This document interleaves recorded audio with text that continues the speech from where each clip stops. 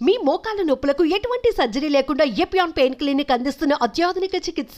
ఇవాళ మనము పెరుగు న్యూట్రిషనల్ ఫ్యాక్ట్స్ ఏంటి, వాటితో మనకున్న హెల్త్ బెనిఫిట్స్ ఏంటి, డయాబెటిక్ పేషెంట్స్ పెరుగు తీసుకోవచ్చా, తీసుకుంటే ఎలాంటి బెనిఫిట్స్ లభిస్తాయి, వారు ఎలాంటి నష్టం జరుగుతుందో తెలుసుకుందాం. సో ముఖ్యంగా పెరుగు అనేది చాలా ముఖ్యమైన ఫుడ్ గ్రూప్. సో ఈ పెరుగులో మనకి కాల్షియం, ప్రోటీన్, బి కాంప్లెక్స్ వైటమిన్లో రిబోఫ్లేవిన్, తర్వాత ఫాస్ఫరస్, మ్యాంగనీస్, మెగ్నీషియం ఇలాంటివన్నీ లభిస్తాయి అన్నమాట. ఈ పెరుగుని హై బయాలజికల్ వాల్యూ ప్రోటీన్ అంటారు. వీటిలో మన శరీరానికి కావలసిన యూస్ఫుల్ బ్యాక్టీరియా అనేది లభిస్తుంది అనమాట. సో ఈ పెరుగుని మనము ఎటువంటి పాలతో తయారు చేస్తున్నాం అనేది చాలా ఇంపార్టెంట్. ఒకవేళ మనము ఫుల్ క్రీమ్ మిల్క్ తో చేస్తున్నామంటే ఇందులో saturated fats, cholesterol, calorie content ఎక్కువ మోతాదులో ఉంటాయి. సో అందుచేతనే డయాబెటిక్స్ ఫ్యాట్ ఫ్రీ మిల్క్ అంటే వెన్న లేని పాలు కానీ, తక్కువ వెన్న శాతం ఉన్న పాలు అంటే డబుల్ టోన్డ్ మిల్క్ కానీ ఇలాంటి వాటితో చేసుకోవచ్చు అనమాట.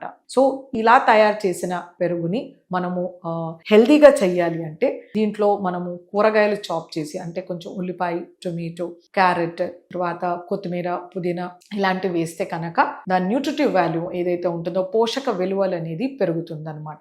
అలాగే ఈ పెరుగుని మనం కొంచెం పుదీనా పేస్ట్ కానీ, కొత్తిమీర పేస్ట్ కానీ, అల్లం రసం వేసి దీన్ని మజ్జిగ కానీ లేకపోతే లస్సీ రూపంలో కానీ, అంటే సన్నగా ఉండే వాళ్ళకి లస్సీ రూపంలో పుదీనా లస్సీ, కొత్తిమీర లస్సీ, అల్లం లస్సీ లేదా జీరా లస్సీ ఇలా చేసి ఇవ్వచ్చు. అలాగే బరువు ఎక్కువ ఉన్న వాళ్ళకి దీన్ని మజ్జిగ రూపంలో, అంటే కాస్త నిమ్మకాయ పిండి ఇవ్వడం కానీ, కరివేపాకు పొడి కానీ, లేకపోతే మెంతికూర పేస్ట్ కానీ, పుదీనా పేస్ట్, కొత్తిమీర పేస్ట్ ఇలా వేసి దాన్ని మజ్జిగ రూపంలో ఇవ్వచ్చు అనమాట.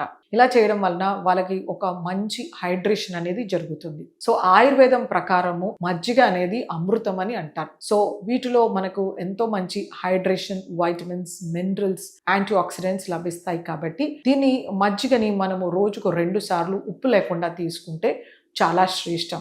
అలాగే మనము ఈ పెరుగుని చట్నీ లాగా కూడా చేయొచ్చు అనమాట. రకరకాల కూరగాయల్ని ఉడికించి అందులో వేసి దాన్ని తిరగమాత వేసుకోవచ్చు, లేకపోతే కడీ సబ్జీ కానీ అలా చేయొచ్చు. మజ్జిగ పులుసు కానీ, మునక్కాయలు, ఇంకెటువంటి కూరగాయలు, రకాల ఆకుకూరలు కానీ వేసి చేసుకోవచ్చు అనమాట.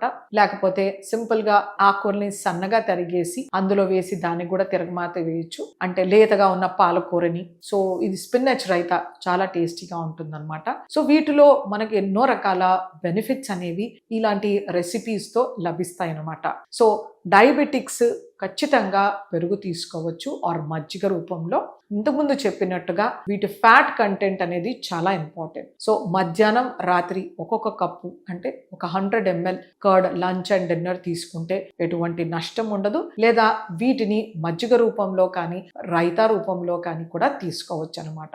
అలాగే మనము ఈ పెరుగుని ఎన్నో రకాల రెసిపీస్లో వాడుకోవచ్చు. సో దీన్ని హీట్ చేసినప్పుడు, వేడి చేసినప్పుడు మనకి ఇందులో ఉండే బ్యాక్టీరియా లాస్ అయ్యే ఛాన్సెస్ ఉంటాయి. కాబట్టి పెరుగుతో కానీ మజ్జిగతో రెసిపీస్ చేసినప్పుడు దీన్ని ఉడికించకుండా చూసుకోవాలన్నమాట. మనం వేడి చేయడం కానీ ఉడికించినప్పుడు మన యూస్ఫుల్ బ్యాక్టీరియా అనేది తగ్గిపోతుంది. అలాగే పెరుగు చాలా పుల్లగా చేయకూడదు. ఇలా పులుపు ఎక్కినప్పుడు కొంతమందిలో అలర్జీస్, అంటే సైనస్ రావచ్చు, తుమ్ములు కానీ, కఫం చెయ్యొచ్చు అనమాట. సో అందుచేతనే పెరుగు ఎప్పుడే కానీ ఫ్రెష్ గా ఉన్నప్పుడు తీసుకోవడం చాలా మంచిది.